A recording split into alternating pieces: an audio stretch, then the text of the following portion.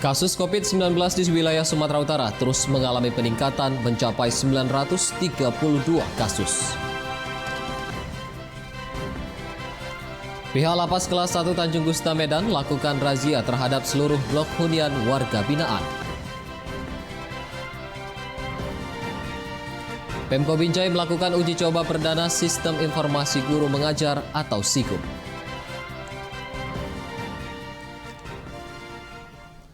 Halo pemirsa, senang sekali kami dapat kembali hadir di hadapan Anda dalam program Wajah Sumut edisi Selasa 16 Juni 2020. Selain 3 berita utama tadi, kami juga telah menyiapkan informasi menarik lainnya selama 30 menit ke depan. Bersama saya, Dana Pangaribuan, inilah Wajah Sumut selengkapnya.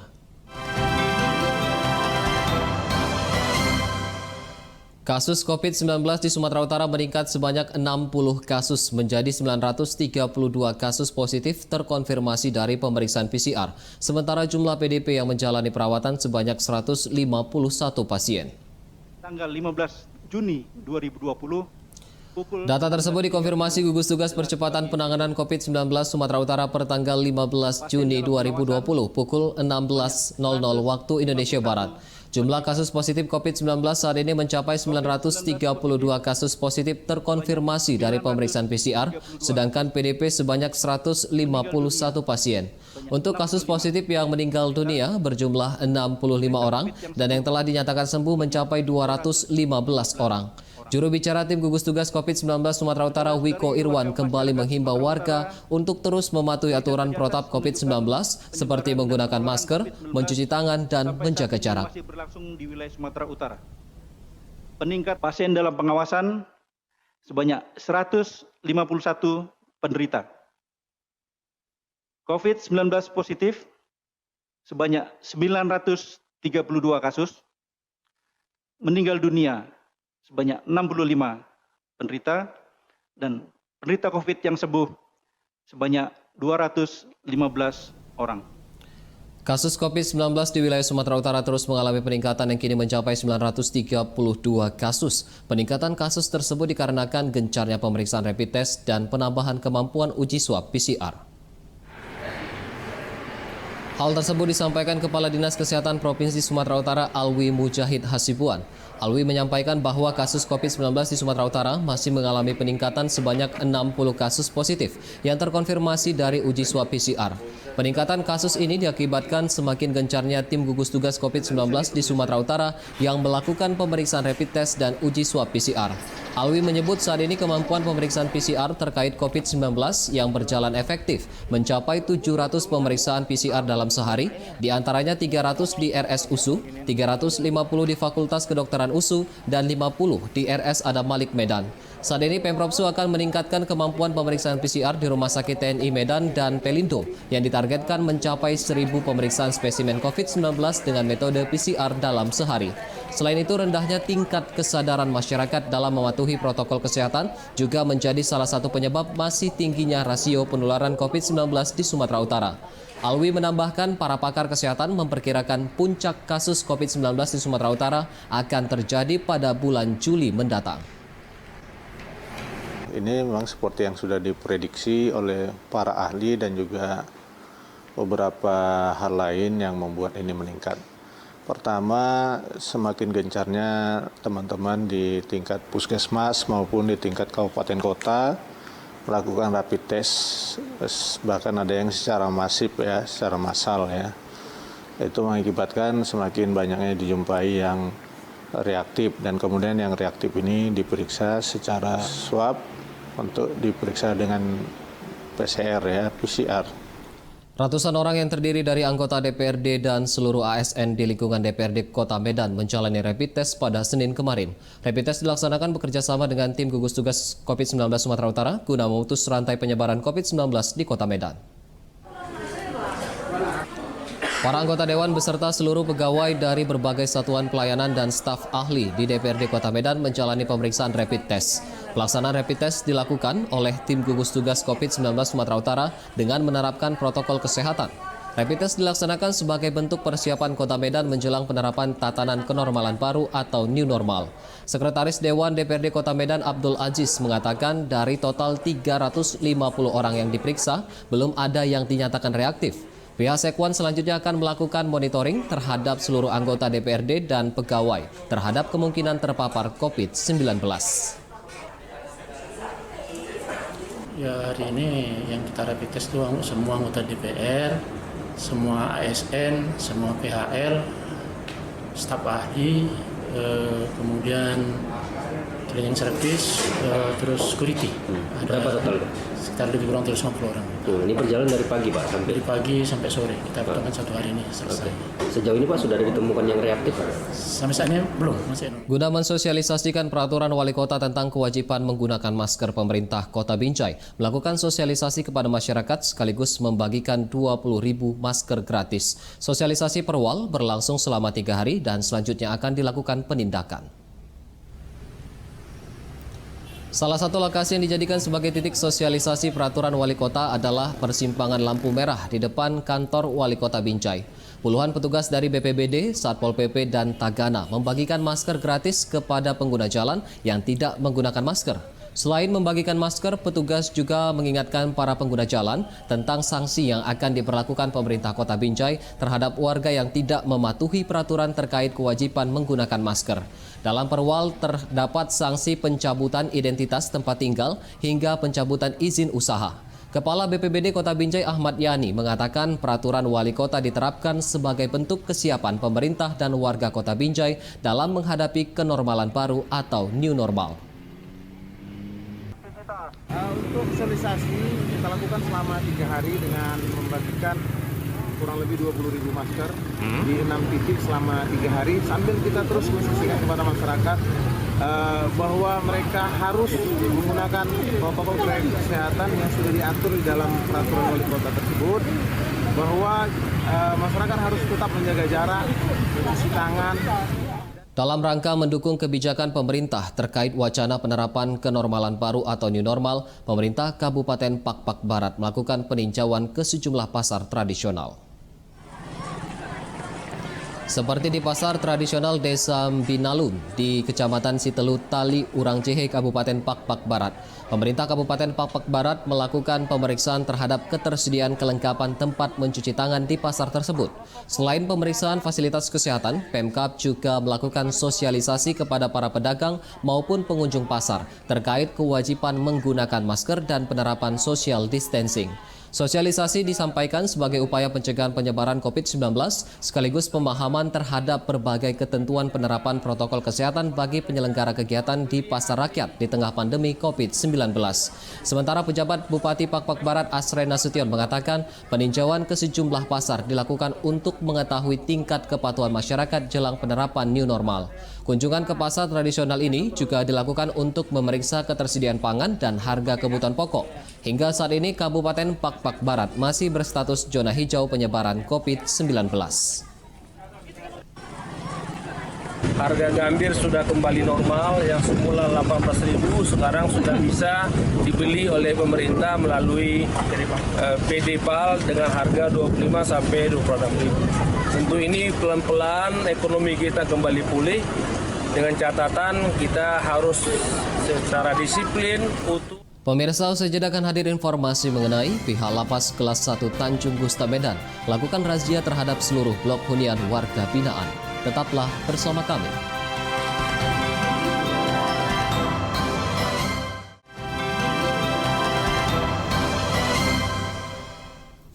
Anda masih bersama kami di Wajah Sumut. Pasca kaburnya warga binaan dari dalam lapas, Lembaga Pemasyarakatan Kelas 1 Medan melakukan razia terhadap seluruh blok hunian.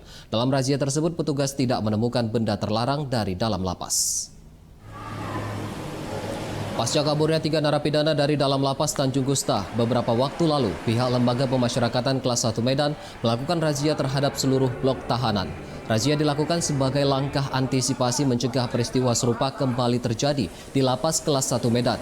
Dalam razia tersebut, petugas tidak menemukan benda terlarang dari dalam lapas. Saat ini lapas kelas 1 Medan dihuni sebanyak 3.000 lebih narapidana, di mana diantaranya terdapat 149 narapidana dengan hukuman seumur hidup serta 35 narapidana hukuman mati.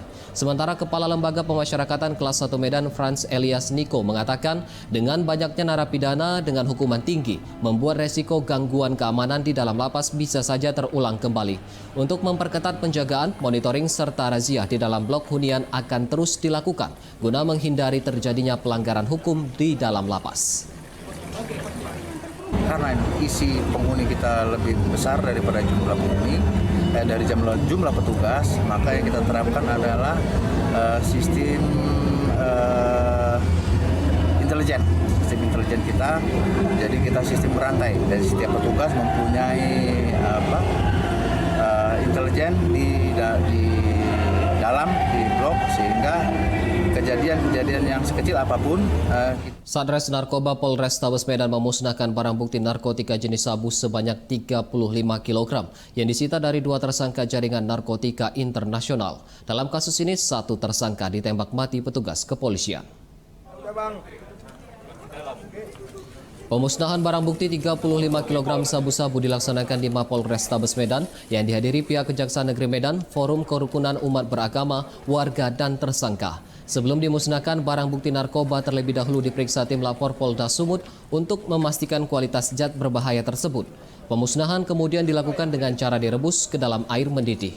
Sementara Kapolrestabes Medan Kombes Pol Riko Sunarko mengatakan barang bukti 35 kg sabu disita dari hasil pengungkapan kasus peredaran narkotika jaringan internasional di Kota Medan dan Tanjung Balai.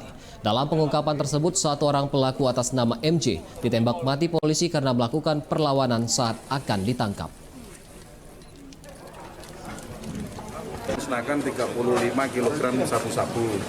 Hasil dari penindakan tanggal 21 Mei kita dapat 5 kilo, kemudian tanggal 31 Mei kita dapat 30 kilo.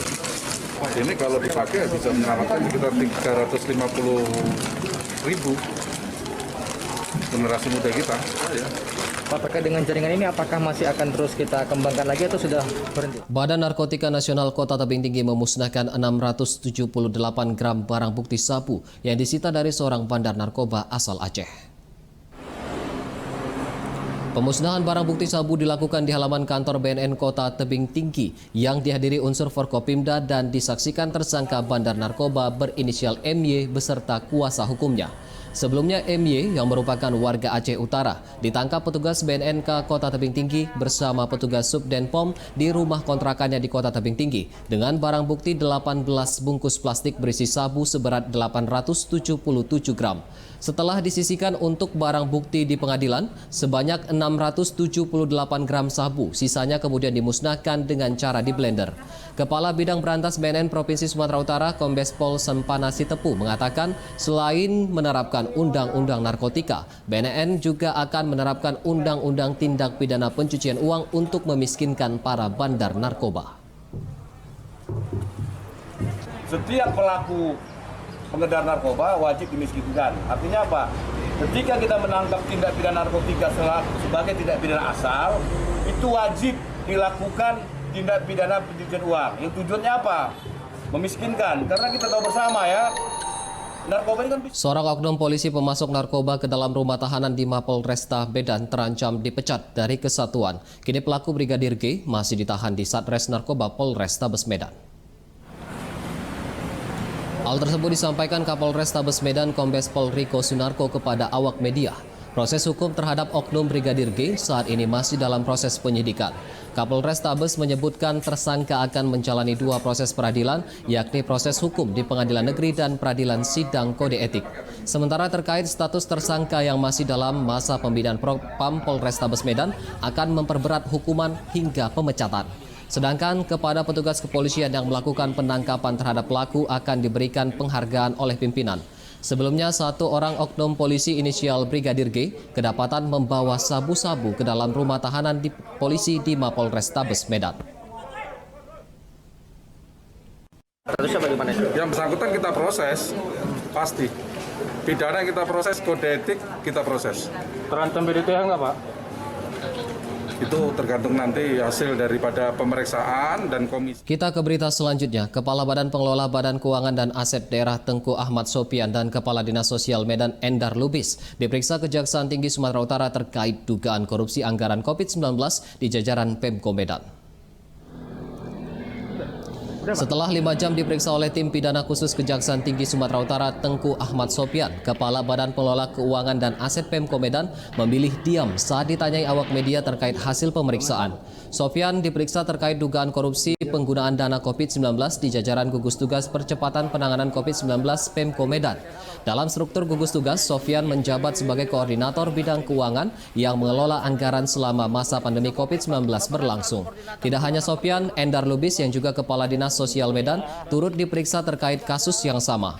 Menurut Kepala Seksi Penerangan Hukum Kejaksaan Tinggi Sumatera Utara Sumanggar Siagian, kedua orang tersebut dimintai keterangan terkait dugaan penyelewengan anggaran gugus tugas di jajaran Pemko Medan tahun 2020. Menyangkut adanya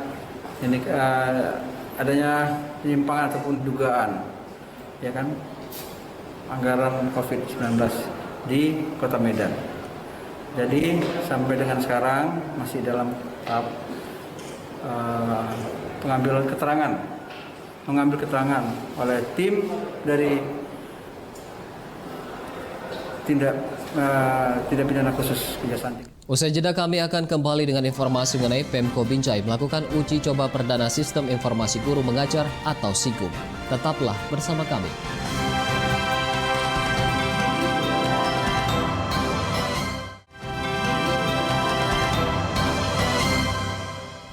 Kembali lagi di Wajah Sumut. Pembagian bantuan langsung tunai kepada ribuan warga di Kecamatan Medan Sunggal ditemukan data penerima ganda dengan satu alamat yang sama. Diduga terjadi kesalahan data di Kementerian Sosial. Beginilah suasana penyaluran bantuan langsung tunai di Jambur Haleluya, Jalan Pungarampe Raya, Kota Medan. Ribuan warga berdesak-desakan mencairkan dana BLT yang disalurkan oleh Kementerian Sosial kepada warga terdampak COVID-19 sebesar Rp600.000. Pembagian yang dilakukan oleh PT Pos tanpa menerapkan protokol kesehatan dan tidak terlihat petugas kepolisian yang mengamankan jalannya penyaluran. Dalam penyaluran bantuan juga ditemukan banyak nama penerima ganda sebagai penerima BLT senilai Rp600.000. Sementara PT Pos tetap menyalurkan BLT berdasarkan nama dan nomor induk kependudukan sesuai data yang telah diinput oleh Kementerian Sosial. Persoalan data ganda diduga terjadi karena kesalahan data di Kementerian Sosial. Jadi terhadap data yang ganda itu, apabila penerima datang untuk mencarikan dananya, kami akan memeriksa nomor induk KTP-nya. Jadi misalnya kalau ada dua data di sana, tapi di sana ada dua NIK, walaupun dua nama, tapi dua. Sementara itu, puluhan warga desa Perlis, Kecamatan Brandan Barat, Langkat mendatangi kantor desa memprotes kepala desa dalam hal penggunaan dana desa yang dinilai tidak transparan. Rupiah pun masyarakat ini wajib melihat, memantau. Kedatangan warga menuntut Kepala Desa Junaidi Salim untuk menunjukkan laporan anggaran pendapatan belanja desa dan realisasi dana desa tahun 2019 yang hingga kini belum juga dipublikasikan. Selain itu, warga juga meminta Kades dan BPD Perlis agar mundur dari jabatannya. Terhadap protes warga, Kepala Desa mengaku terdapat perubahan pada anggaran pendapatan belanja desa tahun 2019 yang berdampak pada belum dipublikasikannya laporan APB desa. Warga dan Kepala Desa kemudian bersepakat laporan penggunaan anggaran dana desa akan dipublikasikan pada pekan mendatang dan ditempel di kantor desa.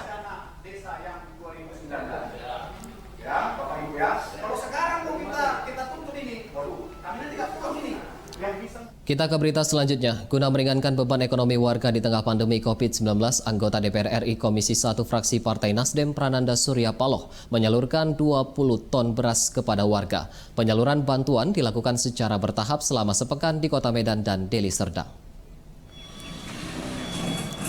Sebanyak 20 ton beras bantuan dari anggota Komisi 1 DPR RI fraksi Partai Nasdem Prananda Surya Paloh dibagikan kepada warga terdampak COVID-19. Pemberian bantuan dilakukan secara bertahap selama sepekan di 12 titik di Kota Medan dan Deli Serdang, di antaranya Kecamatan Medan Maimun, Kecamatan Medan Tuntungan, dan Kecamatan Tanjung Morawa. Bantuan beras disalurkan dengan cara menukarkan kupon hingga membagikan bantuan secara door-to-door. Hal ini dilakukan sebagai bentuk kepedulian terhadap masyarakat yang terdampak perekonomiannya akibat pandemi COVID-19.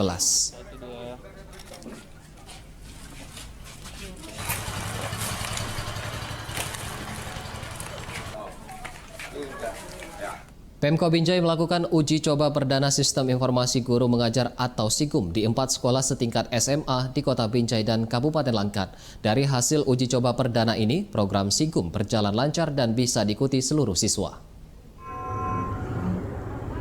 Uji coba Sistem Informasi Guru Mengajar atau SIGUM dipantau langsung Dinas Pendidikan dan sejumlah kepala sekolah dari ruang Binjai Command Center. SIGUM diuji cobakan perdana di 4 sekolah setingkat SMA di Kota Binjai dan Kabupaten Langkat yang diikuti 80 orang pelajar.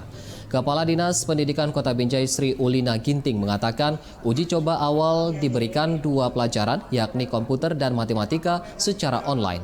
Sri Ulina menambahkan dari hasil uji coba perdana ini, program SIGUM berjalan lancar dan bisa diikuti seluruh siswa.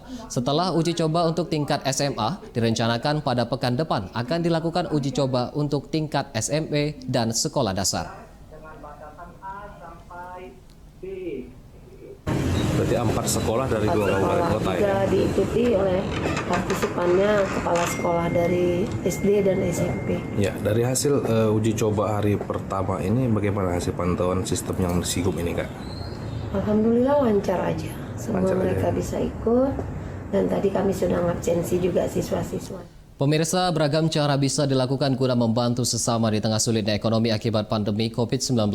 Seperti yang dilakukan Rumah Lumbung Masjid Al-Ikhlas di Kecamatan Patumbak, Deli Serdang, Sumatera Utara yang menyediakan anjungan beras mandiri bagi warga yang membutuhkan. Berikut liputannya untuk Anda. Dan informasi tersebut sekaligus menjadi penutup Wajah Semut edisi hari ini. Saya Dana Pangaribuan beserta kru yang bertugas mengucapkan terima kasih atas perhatian Anda. Selamat siang dan sampai jumpa.